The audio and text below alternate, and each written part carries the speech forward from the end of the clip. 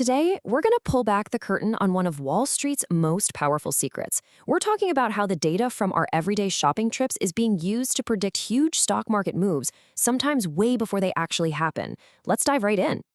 It's the multi-million-dollar question, isn't it? How do some of these funds just seem to know what a company's sales are going to be weeks before any official announcement? Is it just pure luck? Or is there something else going on here? Well, it's not magic, it's data. There's this whole category of information called alternative data, and the big players, they figured out how to tap into a live feed of what we're all buying. They're basically watching a company's sales go up or down as it happens. But as you're about to see, not all data is created equal. Okay, so first things first, we have to decode the data itself. Because when traders talk about merchant sales data, they're really talking about two totally different things. And understanding that difference, well, that's the key to the whole thing. Think of it like this.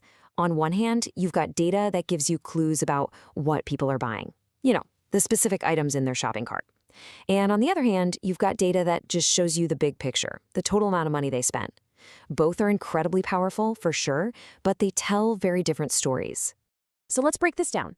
Point of sale data. That's stuff from scanners and receipts. It's super detailed. It tracks individual items right down to the SKU, the little barcode. And that tells you a ton about a company's profit margins. Are people buying more of the expensive stuff?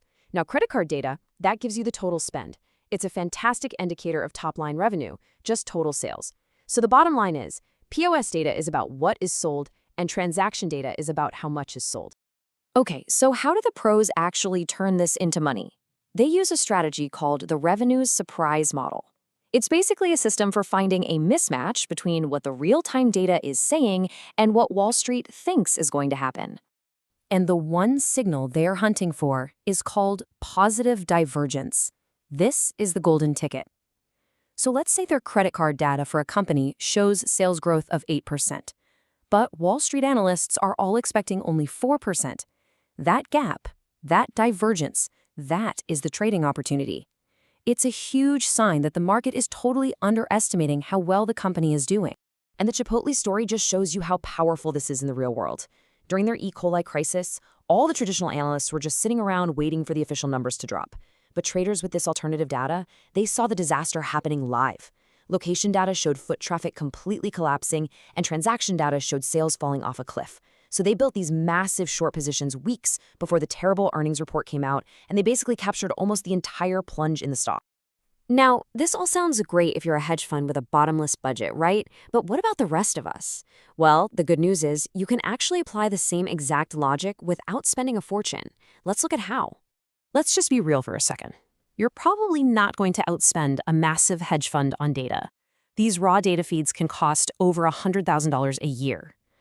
But you might be able to outsmart them. The trick is to use clever proxies for all that expensive data. And here are 3 awesome ways to do that. First, check out platforms like Estimize. They crowdsource earnings estimates, and a lot of times the crowd is closer to the truth than Wall Street because some of those people are using alt data. That difference is your signal. Second, there are these institutional light platforms that are making this stuff more accessible. And third, seriously, do not sleep on Google Trends.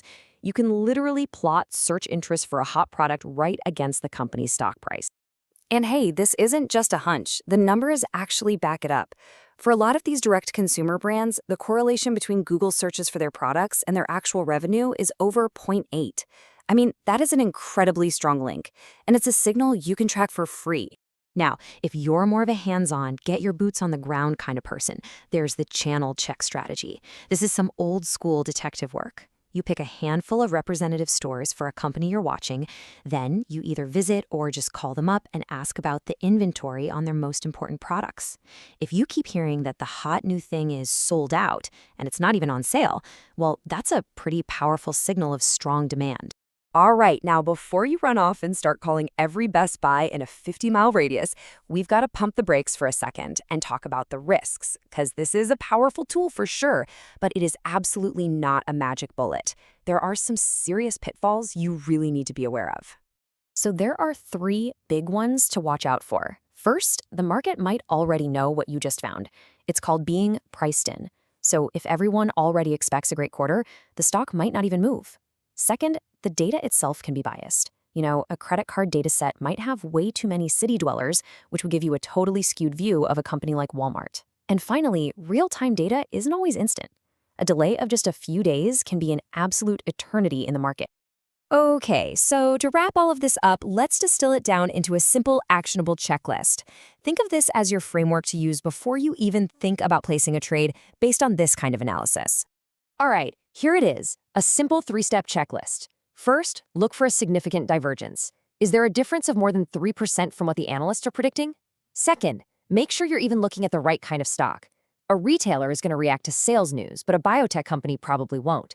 And finally, and this one is crucial, check the stock chart. Does the price action, the technicals, actually support the story that the data is telling? See, by layering these data-driven signals on top of your own solid analysis, you can start to see the market from a totally different angle, which of course leaves us with one last question to chew on.